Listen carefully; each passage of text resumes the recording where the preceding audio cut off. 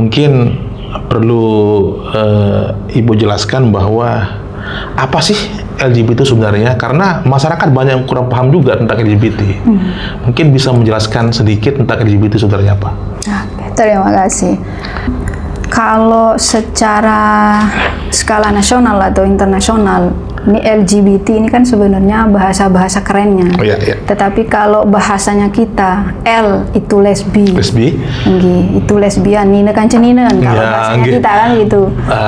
Kemudian G, LG, G kan, iya. mame kan cemame. Mame, iya. Nah, kemudian LGB, biseksual. Iya. Nah, kalau bahasanya kita suka keduanya. Suka nina, sukaan mame. Artinya suka laki-laki, suka perempuan. Nah, jadi penyuka keduanya. Iya. Kemudian LGBT, T-nya, transgendernya. Transgender ini waria. Oh, waria. Nggih, wanita pria, laki-laki yang berpenampilan seperti perempuan. Itu yang waria. Jadi LGBT.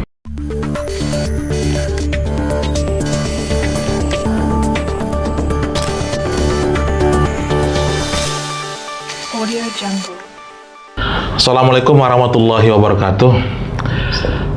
Alhamdulillah wa syukurillah, kembali pada hari ini kita bertemu kembali dalam acara talkshow MUI Kabupaten Lombok Tengah menuju Emas Merah Mendunia. Alhamdulillah pada hari ini kita akan membahas topik yang sangat penting dan sangat menarik, karena kita melihat bahwa fenomena di masyarakat atau di dunia khususnya ada pro kontra permasalahan yang berkenaan dengan sebuah komunitas yang nanti kita akan bahas bersama dengan Ibu narasumber. Beliau nanti akan memperkenalkan diri sendiri. Akan kita bahas masalah LGBT. Beliau ini aktivis sosial yang sudah concern membahas LGBT di kalangan masyarakat, dan kita akan mengupas dari A sampai Z bagaimana sih LGBT itu sebenarnya. Oleh karena itu kita sambut bersama Ustazah Halimah. Assalamualaikum Ustazah. Waalaikumsalam warahmatullahi wabarakatuh. Ustazah sehat? Alhamdulillah sehat walafiat. Aktivitas sekarang apa Ustazah? Alhamdulillah, kalau untuk aktivitas pagi, karena kebetulan di dinas sosial, pekerja sosial masih mendata semua permasalahan yang ada di desa. Kemudian siangnya kebetulan dipercaya sebagai salah satu dosen di berarti Bagu. akademisi ya? Nggih, akademisi. Sudah berapa lama aktif di akademisi Ustazah? Kalau di akademisi baru 2 tahun, lebih lama di sosial. Alhamdulillah. Kalau di sosial itu dari tahun 2010 sampai sekarang, artinya sudah 25 tahun. Dari semenjak zamannya Bupati Mi'ngoh dulu, beliau yang lantik kita di tahun itu, sampai hari ini. Berarti sudah ASN? Belum. Amin, mudah-mudahan ke depannya. Yang namanya pekerja sosial mungkin masih menunggu tahapan-tahapan selanjutnya, dan mudah-mudahan ada keringanan dari pemerintah pusat melihat pengabdian kami dari tahun 2010 sampai makin. Ya Allah, luar biasa ini. Ini kita hari ini kan kita akan bahas tentang LGBT. Mungkin perlu Ibu jelaskan bahwa apa sih LGBT itu sebenarnya, karena masyarakat banyak yang kurang paham juga tentang LGBT. Mungkin bisa menjelaskan. Kalau secara skala nasional atau internasional, ini LGBT ini kan sebenarnya bahasa-bahasa kerennya. Tetapi kalau bahasanya kita, L itu lesbi. Lesbi? Nggih, itu lesbian, nina kan ceninen kalau bahasanya kita kan gitu. Kemudian G, LG, G kan, mame kan cemame. Nah, kemudian LGB, biseksual. Nah, kalau bahasanya kita suka keduanya. Suka nina, sukaan mame. Artinya suka laki-laki, suka perempuan. Nah, jadi penyuka keduanya. Kemudian LGBT, T-nya, transgendernya. Transgender ini waria. Oh, waria. Nggih, wanita pria, laki-laki yang berpenampilan seperti perempuan. Itu yang waria. Jadi LGBT. Itu istilahnya. Kalau untuk membedakan ini kan kalau J kan G itu kan bisa identik ya. Tapi kalau perempuan tuh gimana cara membedakan? Kan susah kan? Iya. Kalau L ya, lesbian. Iya, lesbi. Kalau yang lesbian itu biasanya yang bertindak atau yang berperilaku dan seperti laki-laki itu adalah sebagai cowoknya. Di sini kan tomboy ya, mungkin agak tomboy gitu. Dia perempuan sama perempuan. Nah, di situ ada yang berposisi sebagai perempuan dan ada sebagai laki-laki. Nah, yang sebagai laki-lakinya ini dia setiap hari itu penampilannya seperti laki-laki. Kemudian rambutnya juga dia potong laki-laki, bajunya pun yang dia pakai longgar, seperti yang dipakai oleh laki-laki pada umumnya. Jadi dia tidak berpenampilan seperti wanita. Tapi ada salah satu yang seperti wanita, dia pakai anting. Cuman dia lebih ke fisik laki-laki. Kemudian dia suka dandan ya? Tidak suka. Kemudian kadang mandi, kadang enggak. Kemudian pakai baju yang longgar. Artinya bagaimana dari fisiknya itu terlihat seperti laki-laki, padahal dia perempuan. Nah, ini yang posisinya dia sebagai si laki-lakinya untuk bedakan mana perempuannya, mana lakinya ya. Seperti itu untuk membedakannya. Gitu. Manu juga ya, cukup menarik juga. Nah, kembali ke LGBT ini, sebenarnya awal mulai dikatakan LGBT itu dari mana sih sebenarnya? Atau mungkin dari luar atau dari dalam? Kalau berbicara sejarah, kita mengawali dari sejarah Nabi Lut dulu. Nabi Lut, sebenarnya yang pertama kali muncul itu ya gay ini, pasangan sodomi kan. Zamannya Nabi Lut dulu, pasangan laki-laki dan perempuan. Akhirnya perempuan pun dengan sendirinya muncul. Mbe ya saya kanjeng kaku. Nah, itu bahasanya. Sementara pada saat itu si pelaku sodomi ini laki-laki sama laki-laki. Dan kanggok dengan ini. Nah, sebenarnya penistaan agama ini terjadi sebenarnya diawali dari LGBT, dari kaum sodomi, kaumnya Nabi Lut. Itu awal lahirnya cikal bakal namanya LGBT. Gitu. Kemudian merunut ke sejarah yang sekarang, itu lebih mengarah kepada peribahasan saja untuk lebih mempermudah pengenalan mereka, untuk lebih mempermudah ketemu sama mereka. Artinya dengan kata-kata LGBT saja kita sudah paham ke arahnya mereka. Hanya saja kita saat ini ada di lingkungan Lombok Tengah nih, yang biasanya kita menggunakan bahasa Sasak. Kalau kita menggunakan istilah LGBT, itu mereka kurang paham. Jadi paling tidak di samping kita menggunakan bahasa LGBT, kita juga menggunakan bahasa kita nih, sama dengan lesbi, sampai tidak kenen. Lamun lesbi itu saknina kancenina.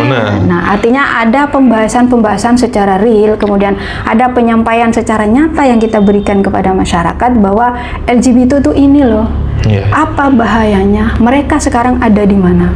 Sebaiknya apa yang harus kita lakukan? Bagaimana cara menghindarinya? Dan yang paling penting adalah bagaimana caranya kita mengetahui dari awal, mendeteksi dari nol dari usia berapa tahun kita tahu. Itu apakah perlu saya jelaskan juga di situ? Nanti kita jelaskan dalam segmen yang berbeda.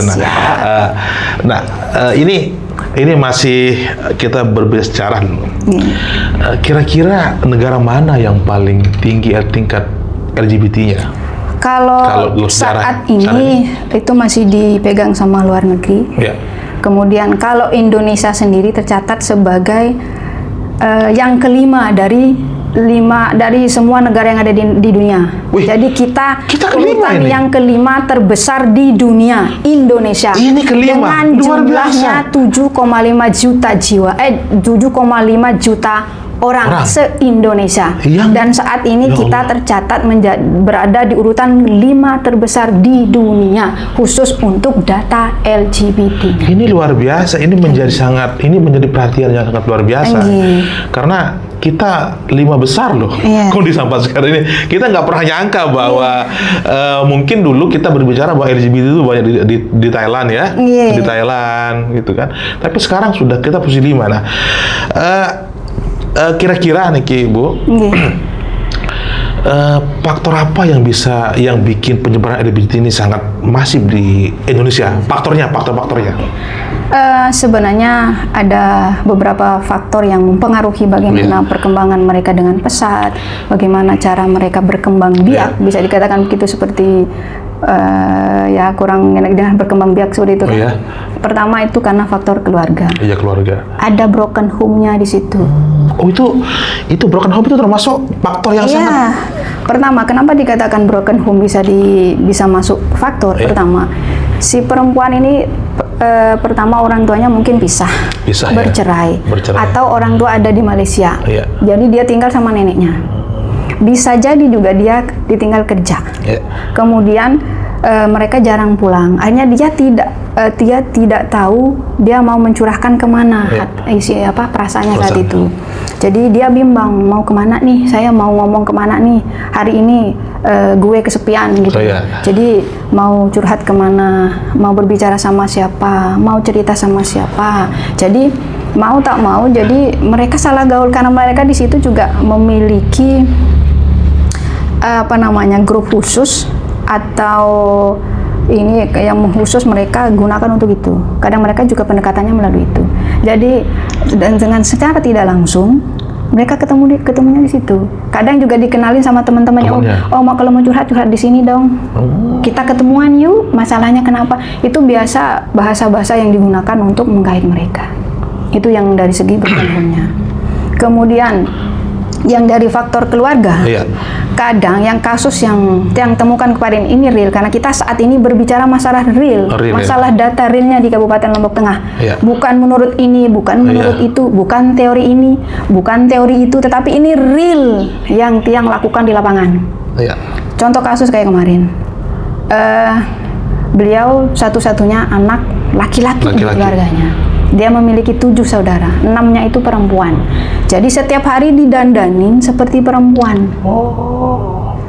Dikasih make up, dikasih segala macam sama saudaranya. Jadi itu awal dasar dia akhirnya merasa nyaman dengan penampilannya saat itu. Padahal dia sudah dilahirkan dalam kondisi laki-laki. Dia normal, benta sunat. Artinya dari segala fisik, fisik awal, kemudian dari lahirnya itu sudah laki-laki tulen. Tapi ketika dihadapkan dengan keluarga yang seperti itu, enggak anariin mame, tapi salah entan, sayangan ariin, kasih kincu, kasih bedak, segala macamnya. Itu awal dia. Awal. Ada perubahan di situ. Terus lama-lama dia berubah secara dan itu ada berapa kasus, 3 kasus yang temukan seperti itu. Rata-rata itu faktor dari keluarganya seperti itu. Kemudian kalau karena gen itu dari 100 orang bisa jadi cuma 1 orang. Ini pengaruhnya berapa persen antara lingkungan, gen, sama keluarga? Yang lebih dominan. Sebentar. Yang mau sampaikan. Kira lah. Lebih asing Mantap. Kemudian kalau karena keturunan dari 100 kasus itu paling 1 orang. Kita lihat dari papu baloknya kan. Tidak ada itu keturunan yang begitu. Tetapi ada diselipin sama Allah, mungkin ada hikmah di balik itu. Itu tugas keluarga di situ kan. Nah, kemudian faktor yang selanjutnya itu karena trauma masa lalu. Traumatik. Mungkin pada waktu dulu dia pernah menjadi korban pernah menjadi objek, sama dengan kasus yang kemarin viral di Lombok Tengah itu juga sudah pada dasarnya dia adalah objek dulu. Nah, ketika sekarang kembali dia sekarang menjadi subjek. Dan perlu kita pahami bersama, itu yang perlu kita hindari untuk saat ini. Bagaimana solusinya, apa yang perlu kita lakukan supaya mereka tidak seperti itu. Betul. Kemudian faktor yang selanjutnya itu karena gadget, dunia maya. Medsos juga berpengaruh. Medsosnya, karena di situ kan mereka melihat ada yang suka tari-tarian ya. Saya dandan begini agak cantik. Gitu kan. Artinya peran orang tua sangatlah dibutuhkan di situ. Ketika anak melakukan interaksi dengan media sosial, perlu kita awasi di situ. Tidak membiarkan secara langsung, cuman nani inak-inak tite lamun nangis anak HP di menang begawean jadi ngurang-ngurang ndak HP. Nah, artinya di situ pengawasan orang tua di situ sudah lemah. Pokok enteduk. Tetapi sebenarnya kalau bisa jangan seperti itu. Karena ini pengawasan untuk di media sosial ini luar biasa. Karena target mereka juga adalah mereka menyisipkan target untuk memperbanyak komunitas mereka dan melalui di media sosial. Oh iya. Contoh kecil, film Upin Ipin. Ipin Upin. Iya, Ipin. Ini kalau bisa MUI, kalau bisa KPAI ya. KPI. Itu kalau bisa nih khusus untuk film Upin Ipin, tolong ditiadakan karena di situ ada pemeran waria di situ. Waria ya. Iya, Bang Saleh namanya. Bang Saleh ya. Nah, sementara dari tahun 2010 yang tonton Upin dan Ipin sampai makin itu tetap muncul itu. Kenapa kok itu diluluskan? Kenapa dibiarkan? Sementara anak-anak itu menonton si Bang Saleh ini sampai saat ini di Upin Ipin loh. Itu film anak-anak. Itu sudah disusupi LGBT di situ. Ya, ini perhatian kita ini buat stakeholder kita, jangan sampai benih-benih itu akan muncul di situ. Nah, jadi di sini kan antara lesbian dan gay itu lebih banyak mana? Kalau berdasarkan tiang di lapangan untuk saat ini dan berdasarkan yang mau didata dan yang mau mengakui, itu lebih banyak yang gay. Oh, gay. Iya, karena satu gay kan bisa 10 pasangannya. Oh, satu gay? Iya, kalau 10 gay. 10, ini wah mengerikan ini, mengerikan sekali. Kalau yang lesbi saat ini karena memang mereka posisinya kan agak tertutup. Iya, tertutup ya. Dia tidak terlalu menampakkan dirinya. Kalaupun ada 1-2 orang yang berpenampilan laki-laki, biasalah kita anggap biasa. Tetapi kalau gay sekarang itu sudah di kafe-kafe, mereka sudah memunculkan dirinya, sudah mau menampakkan dirinya, itu sudah hal lumrah, kecuali kemarin setelah ada fatwa dari fatwa dan pengumuman dari Wali Kota Mataram, mereka sudah mulai agak menutup diri. Tapi hati-hati, menutup diri bukan artinya mereka berubah, tidak. Itu perlu diantisipasi kembali ketika mereka muncul kembali. Mereka tidak akan pernah hilang itu. Ini apakah gay sama lesbi itu memang ini kan penampilan kan, kadang ada yang penampilannya tapi kebiasaan seksualnya masih sama gitu kan. Apakah penampilan itu sejalan dengan kebiasaan seksualnya? Iya, itu sudah pasti. Itu yang membedakan dia. Karena di situ kan gay, terutama gay, ada yang posisinya sebagai laki-laki, ada yang posisinya sebagai perempuan. Ada yang ditusuk, ada yang menusuk. Itu yang membedakan. Sama dengan perempuan juga yang lesbi, ada yang menusuk, ada yang ditusuk.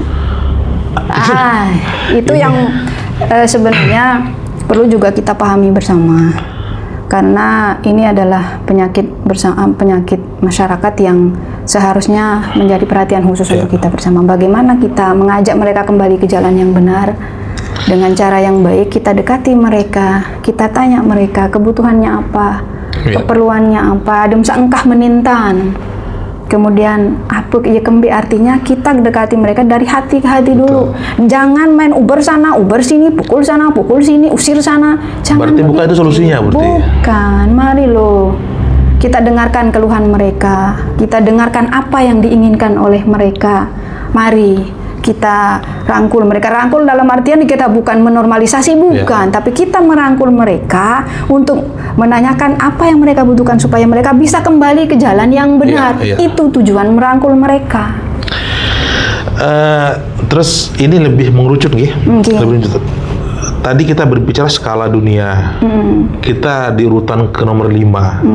Nah, sekarang skala nasional, NTB itu urutan keberapa?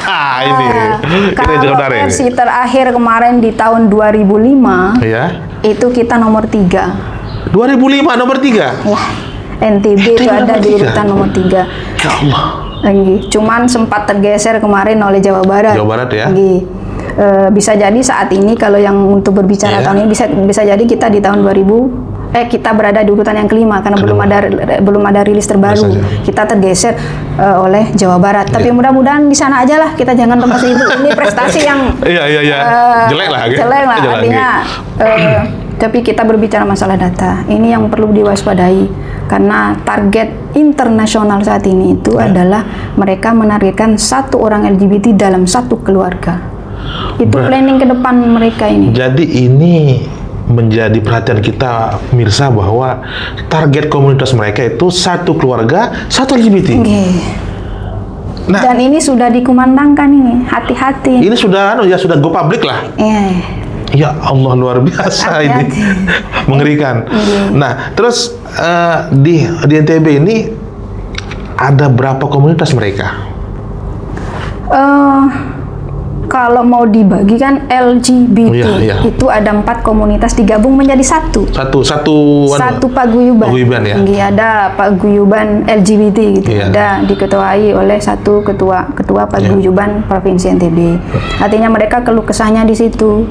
Mereka apa yang dibutuhkan mereka sampaikan di situ. Itu di sana mereka bukan untuk diayomi bukan dinormalisasi, tidak, tapi mereka kumpul di situ untuk mencari solusi bersama. Pendak kemenintan kemai berembe antahan. Itu artinya cuman pemerintah kemarin kan salah menafsirkan ketika mereka memiliki ketua paguyuban, mereka menganggap bahwa maulah dia jalan pada perkembangan diri. Bukan, ini adalah satu wadah untuk mengumpulkan mereka. Kita tanya mereka, kemudian kalau mereka sakit kita bawa kemana? Karena secara ini di Lombok Tengah kan belum ada puskesmas yang khusus menangani mereka yang sakit. Nah, kalau di Mataram kan sudah ada nih salah satu puskesmas yang menangani dan mereka diberikan ruangan khusus. Jadi ketika mereka datang berobat ke situ, mereka curhat di situ, mereka terbukanya juga di situ. Apa yang mereka alami, apa yang mereka hadapi, bagaimana persoalan, mereka curhatnya di situ. Jadi mereka ada ruang aman bagi mereka di situ. Nah, kalau kita khususnya di Lombok Tengah saat ini itu tidak ada. Belum ada puskesmas atau PKM yang menangani. Banyak sih, tapi hanya sebatas untuk periksa saja. Tetapi yang khusus untuk itu tidak ada. Jadi untuk ruang aman mereka itu tidak ada. Akhirnya saat ini mereka lebih banyak berobat dan curhat ke Mataram, bukan ke Lombok Tengah. Ya, berarti data. Nah, terus lagi lebih mengerucut lagi di Lombok Tengah ini berapa jumlah komunitas mereka? Kalau skala Kabupaten Lombok Tengah, Tiang secara pribadi belum memiliki data real. Karena kemarin Tiang hanya turun di 3 kecamatan dulu, dan itu berbicara masalah mereka yang mau didata. Nah, mungkin buka data dulu.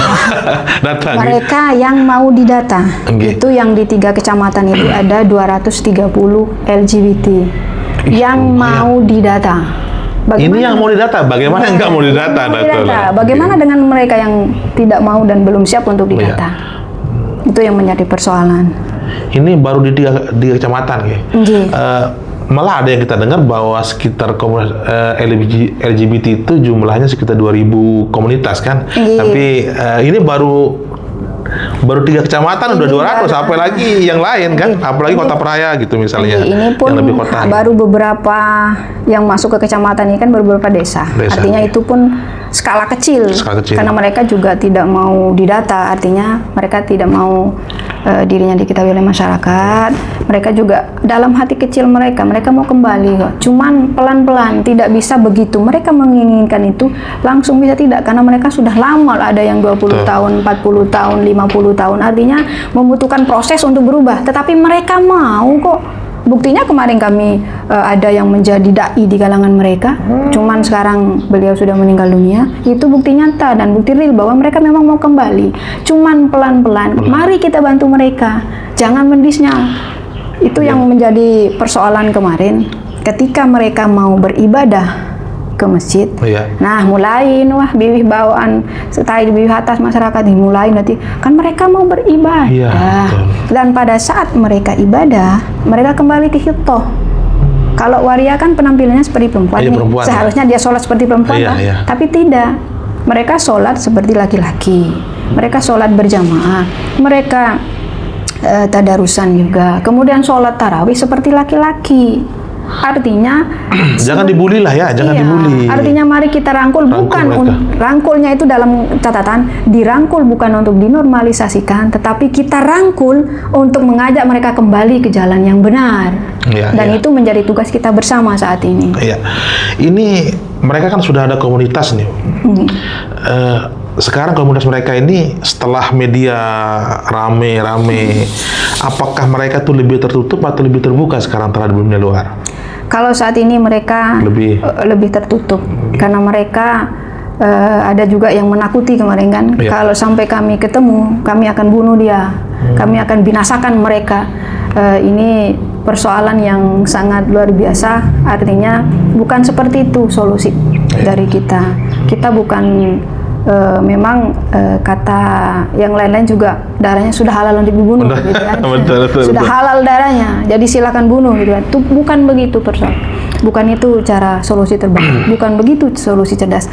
Mari kita rangkul mereka, tapi dirangkul itu bukan sekali lagi Tiang sampaikan, kita rangkul mereka bukan untuk dinormalisasikan. Tetapi kita rangkul mereka untuk kita ajak kembali ke jalan yang benar. Lamu maya obera berempuk pada kematian itu bukan solusi. Eyan sayan lui dendam menjadi. Nah, solusi bersama saat ini adalah kita rangkul, mari kita bina bersama. Jadi butuh pembinaan yang lebih masif ya. Dibuatkan satu tempat khusus. Selanjutnya ini masalah diskriminasi. Kita lihat bahwa LGBT ini kan sebuah hal yang tabu, atau apalagi waria misalnya. Jadi bagaimana masyarakat harus menyikapi ketika di keluarganya itu ada yang terjangkit oleh itu? Apakah mereka akan ada mungkin rehab sendiri atau gimana coba menurut? Kalau yang selama ini kami laksanakan, karena ini berbicara masalah real, kan menurut itu lagi, kan. Itu yang kami lakukan kemarin ketika kita menemukan yang lebih enak itu kalau kita temukan pada saat dia usia dini. Masih contoh real. Kemarin kita ada salah satu kita temukan di salah satu sekolah. Dia baru kelas 3 SD. Nah, hanya Tiang coba masuk ke situ, kemudian menghadap ke sekolah. Tiang minta kalau bisa adik ini jangan kalau keluar main, jangan dikasih keluar main bareng sama temennya, tapi dibawa ke BK, bimbingan konseling. Dan alhamdulillah kita jelaskan secara ini masalahnya adik ini begini, ini dia korban ini. Kita jelaskan secara real maksud dan tujuan kami menghadap ke kepala sekolah ini. Akhirnya kepala sekolah mengiyakan dan kita coba terapkan itu selama 6 bulan. Alhamdulillah atas izin Allah berubah dia. Tapi itu dengan catatan kalau dia kita temukan dalam usia dini, usia kecil. Artinya dia belum sempat merefleksikan diri, belum sempat merasakan ini itu kan. Nah, tapi ketika kita dihadapkan dengan komunitas yang sudah berusia dan sudah mengalami, sudah merasakan dan merasa nyaman dengan posisinya saat itu sebagai LGBT. Nah, ini yang agak susah memang. Bukannya tidak bisa dirubah, tapi agak susah pelan-pelan. Dia juga akan merubah. Contoh kecil kayak kemarin sudah ada yang menjadi kiai, menjadi dai, dan beliau almarhum menjadi dai di kalangan mereka. Itu bukti nyata bahwa memang mereka mau berubah, cuman pelan-pelan. Tidak bisa begitu kita ajak mereka untuk berubah, tidak bisa memang. Tetapi pelan-pelan. Karena selama 20 tahun, mungkin selama 30 tahun, dia sudah merasa nyaman, sudah merasa enak dengan kondisinya saat itu. Nah, bagaimana ketika tiba-tiba kita mau plok sekalian gitu kan? Nah, itu yang susah. Tetapi mau kok dia, karena pengalaman Tiang secara pribadi banyak jam 1, jam 2 banyak teman-teman komunitas ini yang nelpon. Gimana? Ayo Mbok, bagaimana caranya? Saya ingin kembali, saya ingin berubah, bimbing saya mau kembali ke jalan yang benar. Saya sudah capek begini Mbok, saya mau menjadi manusia yang normal, tapi bimbing saya bagaimana caranya. Saya tidak mau masuk neraka, saya mau taubat. Saya tahu bahwa ini yang saya lakukan saat ini adalah perbuatan yang salah. Bantu saya. Nah, ini bukti nyata bahwa memang mereka mau berubah. Cuman pelan-pelan. Dan sekarang tinggal kita bagaimana menyikapi itu. Mau tidak kita rangkul mereka, bukan untuk dinormalisasikan, tapi kita merangkul mereka untuk diajak kembali seperti yang tadi. Nah, ini kan ya, kalau berbicara ada yang mau normal, ada yang tidak kan. Ketika komunitas ini ada juga yang mau bahwa komunitas ini menjadi komunitas yang besar kan. Strategi kampanye mereka untuk menyebarkan komunitas ini apa? Kalau strategi mereka banyak sih sebenarnya. Yang paling real itu di media sosial. Oh, medsos ya? Kemudian menraktir mereka. Oh, traktir. Sama dengan salah satu kelompok geng kayak kemarin, tapi belum disebutkan. Itu mereka mendekati dulu, mereka ditraktir dulu. Terus ada satu bahasan yang memang sangat krusial untuk disampaikan, tetapi nggak apa-apa lah yang sampaikan. Karena salah satu strategi mereka. Anu bentar narik mai. Mesti juga lamun mamukan cemamut di betian. Nani lamun ina kancem mau betian dengan. Nani lamun ngacemamut karena dia betian. Nah, itu bahasa-bahasa salah satu cara dan strategi mereka untuk mengajak untuk memperbanyak anggota mereka. Iya kan, itu real itu. Real ya? Kalau sesama perempuan kan hamil. Orang diminta pertanggungjawaban. Nah, kalau sama laki hai tanggung jawab. Nah, ini secara real. Nah, ini salah satu strategi mereka. Nah, tugas kita sekarang bagaimana untuk mencegah itu. Dan insya Allah kita juga udah punya strategi itu, tinggal bagaimana nanti pemerintah untuk membackup kami. Mari bantu kami untuk itu. Mari kita mengajak mereka kembali ke jalan yang benar. Jadi segmen mereka ini kan kampanye nih atau pendekatan. Mereka itu pendekatannya tuh di rata-rata di usia berapa? Misalnya atau SMP, SMA atau kan kuliah memang? Kalau kebanyakan kalau kasus yang terbanyak untuk saat ini memang agak stabil ya, antara anak usia sekolah biar tidak disebutkan antara anak usia sekolah dengan yang usia kuliah ya gitu kan. Itu ya seimbang ya. Karena target mereka kan yang mencari yang masih bagus. Yang masih suci ya. Masih suci ya. Masih berawan ya. Artinya kalau berbicara masalah target itu seimbang antara anak usia sekolah dan anak usia mahasiswa. Nah, itu rata-rata seimbang karena justru yang lebih cepat didekati itu anak usia sekolah. Apalagi banyak yang saat ini yang kecanduan game online. Game online ya, game online. Itu salah satu cara mereka untuk mendekati itu. Oh, berarti game online salah satu medianya lah. Media untuk mendekati kan itu. Game online butuh duit nih. Butuh uang. Jadi mau tak mau mungkin saat ini dia punya lah 2-3 kali main ada uang nih. Nah, untuk main selanjutnya. Ini saya juga agak penasaran juga nih. Pola pendekatan mereka itu setelah mereka didekati nih, terus apa yang mereka lakukan setelah itu? Apakah ada interaksi, mohon maaf ini seksual atau? Di situ nanti tergantung kesepakatan. Jadi tidak mungkin kemudian begitu dikasih duit langsung nggak mungkin. Jadi paling tidak itu pendekatannya cukup lama, ada sebulan 2 bulan lah gitu kan. Pendekatannya juga secara masif gitu kan, kadang kasih uang, kadang kasih perhatian yang lebih gitu. Nah, setelah itu wallahu alam apakah ini terjadi istilahnya kayak sekarang sodomi gitu kan, bisa jadi. Cuman cara pendekatannya mereka seperti itu. Sangat mengerikan ini. Ini kita sebagai orang tua punya anak juga sangat takut sekali kalau itu terjadi kan.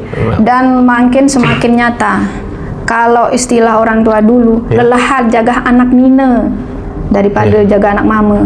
Nah, sekarang itu kebalikannya. Lelahat jaga anak mama daripada anak nina. Lamun anak nih mendapatian kadang terkawin saya ngaku dia. Nah, tapi kalau anak mama kalau sudah begitu kemudian ada penyakitnya yang menular menuntut ke siapa? Dan semel ngaku sini wah anuk saya nggak pada mama. Nah, itu makanya kemudian keluar statement yang mengatakan lamun nani susah jaga anak mama daripada anak nina. Karena kalau di perempuan dia akan muncul kelihatan hasilnya, tapi kalau laki-laki seumur hidup dia biar aja penyakit kalau dia bisa diobati penyakitnya. Betul. Kan data yang kami peroleh bahwa penyebaran penyakit kelamin dan HIV itu terbesar itu bukan hanya lewat hubungan seksual antara laki-laki dan perempuan, tapi yang terbesar pada saat sekarang ini adalah lewat lewat G. Berdasarkan literasi yang Tiang baca, kasus pertama HIV/AIDS itu terjadi pada kaum Sodom. pada laki-laki. Nggih, laki-laki dengan laki-laki. Bukan laki-laki dengan perempuan atau hetero maksudnya sebutannya. Tetapi kasus pertama yang ada di dunia itu terjadi pada kaum Sodomi. Nggih. Itu dia. Akhirnya sampai saat ini pun kalau data yang terbanyak di kita memang kasus HIV/AIDS itu juga terbanyak dari situ. Penyumbang terbanyaknya salah satunya dari teman-teman komunitas. Dulu kan narkoba, katanya. Sekarang sudah berkurang ya. Nah, ini menjadi catatan buat kita semua bahwa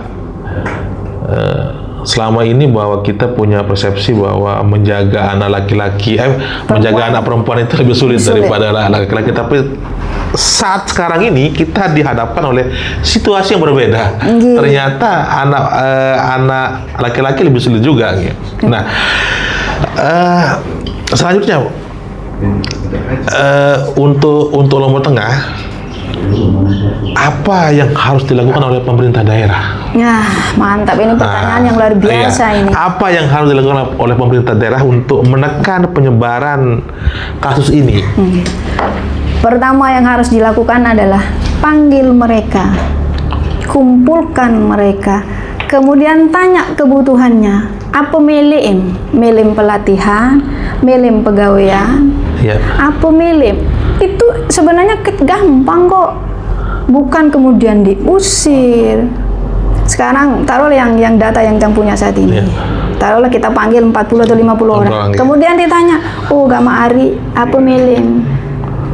Sekiranya nanti kalau kita dibuatkan balai latihan misalnya, ada pelatihan kayak BLK kan, pelatihan ini pelatihan itu, jadi berikan mereka kesibukan. Dari kesibukan inilah mereka lupa.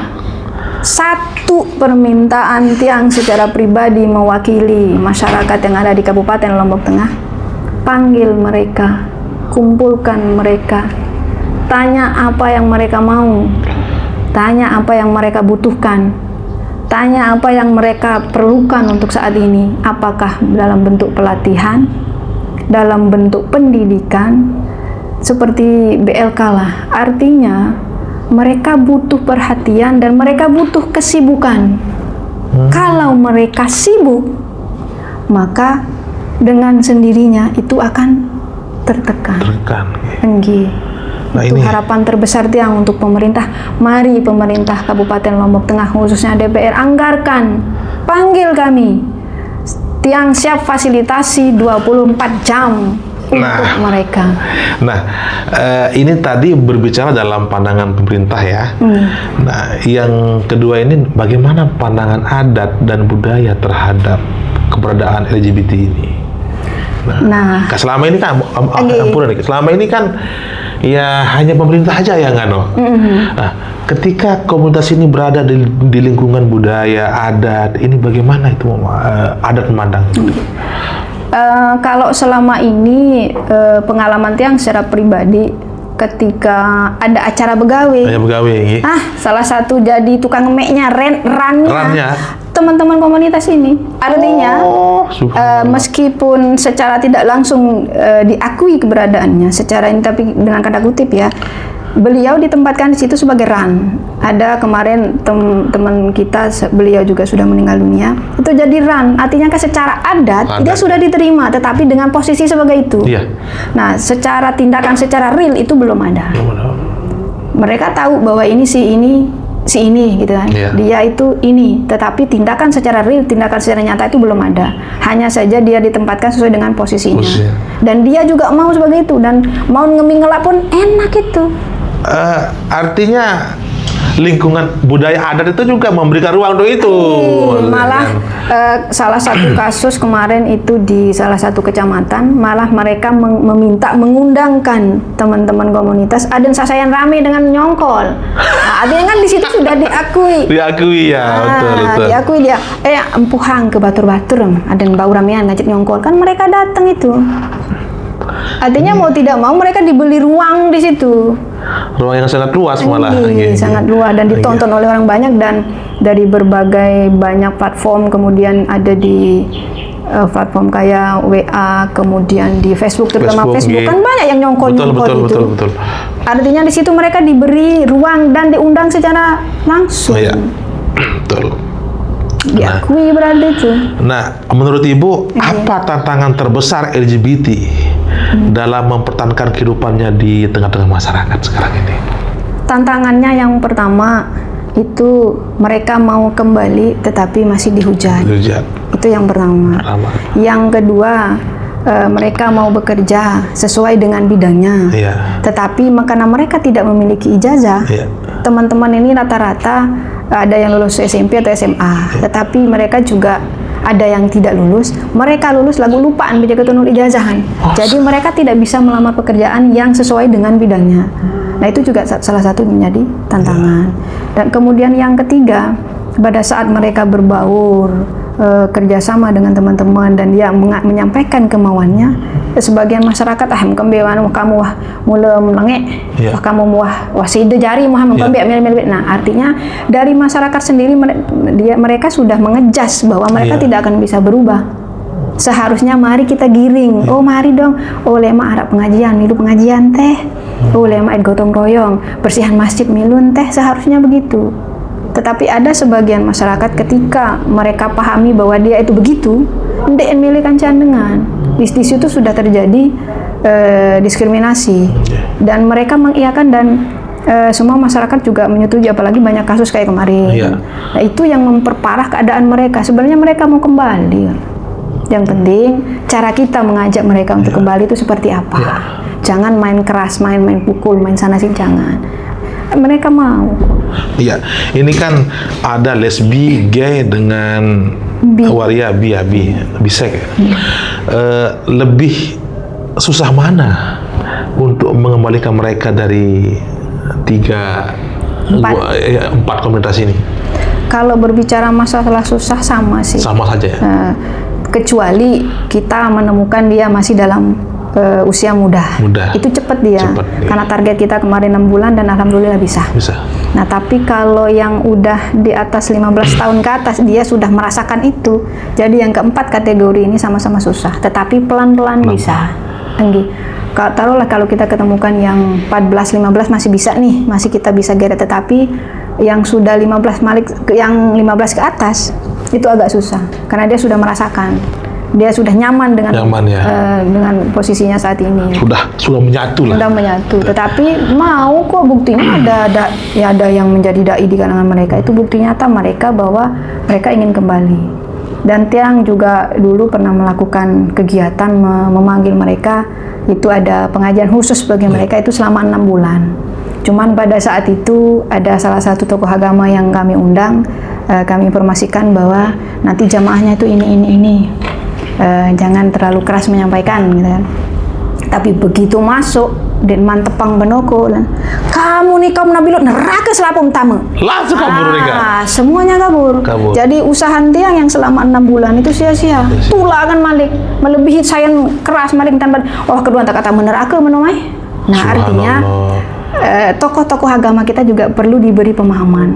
Mohon ampure Tuan Guru, bukan kami sok bisa sok pintar, bukan, tetapi ini juga perlu kita pahami bersama bahwa mereka itu sakit bukan untuk dibunuh, bukan untuk dibinasakan, tetapi untuk kita ajak kembali. Jadi agama juga penting. Agama yang penting untuk edukasi mereka. Nah, terus yang mungkin ini agak sensitif, Bu ya. agak sensitif. Pernah nggak ada inisiasi atau inisiatif untuk mengecek kesehatan mereka dari kalangan gay? Karena data yang kami peroleh bahwa penyebaran HIV terbesar di situ, dan di Lombok Tengah juga penyumbang terbesar di kalangan itu. Kalau yang saat ini itu yang menangani pemeriksaan kesehatan itu ada petugas PL namanya, tetapi itu dari Inset dari Mataram. Ya, itu teman-teman Niki yang membawa teman-teman itu periksa ke Mataram karena mereka merasa nyamannya di situ. Saya begini mau cek dong, mau periksa dong. Oh ayo, karena kalau di Lombok Tengah sekedar datang doang mulai tekemi. Nah, itu masalahnya. Jadi mereka tidak memiliki ruang aman, ruang khusus untuk mereka. Akhirnya meskipun yang tadinya mereka ada inisiasi untuk cek kesehatan di Lombok Tengah, tetapi karena dihadapkan dengan persoalan itu, tidak ada ruang aman, tidak ada ruangan khusus, jadi mereka marah ngelapor ke Mataram, ke Ketua Paguyuban yang tadi. Oh ini loh saya begini-begini, saya harus kemana? Nah akhirnya dibawa ke situ. Lebih banyak mereka berobat ke Mataram. Ada sih 1-2 yang di kita ada. Tidak semuanya ke sana, cuman lebih banyak mereka ke Mataram.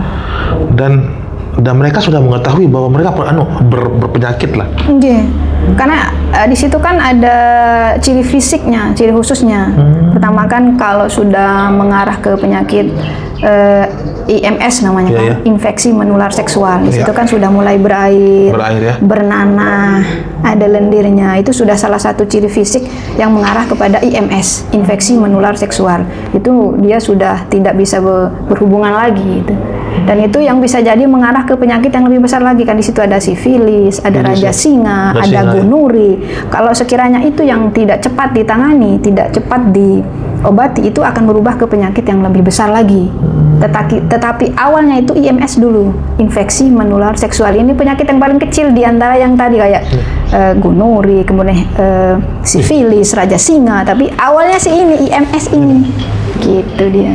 Ya, mohon maaf Pak Dokter dan Ibu Dokter, sekiranya nanti ada yang menonton, ini berdasarkan kesehatan. Jadi yang mengawali itu dari IMS dulu. IMS baru ke penyakit yang lebih besar lagi. Nah, kalau sudah bisa ditangani di IMS, itu tidak akan menyebar.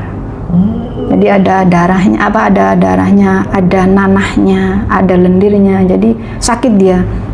Kalau ketemu misalkan ketemu sarungnya atau celana dia sakit, dia lengket di situ. Itu sudah IMS itu. Bernanah. Ya. Dan artinya nggak bisa kencing gitu? Nggak bisa sih, bisa, cuman sakit. Sakit perih kan dia udah ini dia udah bernanah. Ini subhanallah, saya mendengar ini sangat ngeri sekali. Nah, ini artinya bahwa semua manusia punya masa lalu. Dan tidak ada manusia sempurna. Jadi mereka juga, beliau-beliau juga, mereka ini adalah komunitas-komunitas yang artinya sekarang ini kan dimarginalkan lah, artinya sangat sangat memang jadi sebuah komunitas yang agak tertutup ya. Kita harus dekati pelan-pelan, kita harus edukasi, kita harus bimbing ke jalan yang benar. Itu tugas-tugas kita sebagai tokoh agama, tokoh masyarakat, dan pemerintah daerah.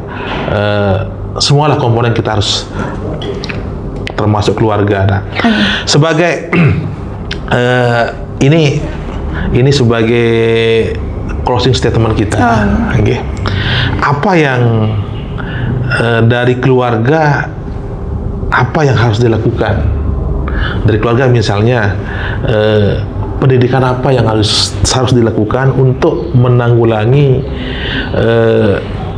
LGBT ini yang paling penting di samping lingkungan, media dan lain sebagainya.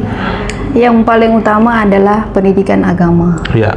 Kemudian yang paling utama adalah bimbingan langsung keluarga. Artinya ketika kita memberikan HP jangan lost kontak. Jangan memberikan sepenuhnya itu kepada anak, karena itu masuk melalui itu. Karena saat ini penyebaran terbesar itu adalah melalui media sosial. Sekuat apapun agamanya, kalau lost control dari orang tua itu tidak ada gunanya. Jadi tetap kontrol orang tua penuh, jangan terlalu diberi kebebasan untuk bergaul sesama temannya. Oke lah kalau sama teman sekolahnya bisa jadi. Tetapi ketika bertemu dengan masyarakat yang di luar itu, taruhlah pada saat dia lulus sanawiyah misalkan, dia ketemu dengan suasana baru, sekolah baru. Artinya itu juga masih kontrol orang tua itu yang utama. Jadi agama kemudian yang membungkus itu, yang menjamin itu. Seperti itu. Nah, itu yang pertama. Yang kedua, apa tantangan terbesar LGBT untuk mempertahankan kehidupan mereka di tengah-tengah komunitas sosial? Yang kedua. Kalau tantangan secara real itu adalah pengakuan masyarakat. Pengakuan masyarakat ya. Jadi pada saat mereka mau melakukan ataupun melakukan perubahan secara besar-besaran, tetapi ditentang oleh masyarakat di situ, itu luar biasa. Itu artinya masyarakat sudah mulai ada perhatian khusus, mereka sudah mulai ngeh dan mereka sudah paham bahwa LGBT itu adalah tidak baik. LGBT itu adalah perbuatan yang melanggar norma dan merusak tatanan masyarakat selanjutnya. Cuman yang perlu diantisipasi ketika mereka sadar dengan hal itu, jangan bertindak anarkis. Yang tidak berbicara masalah HAM, nonsen HAM, kita buang dulu HAM, ini berbicara masalah kemasyarakatan bersama.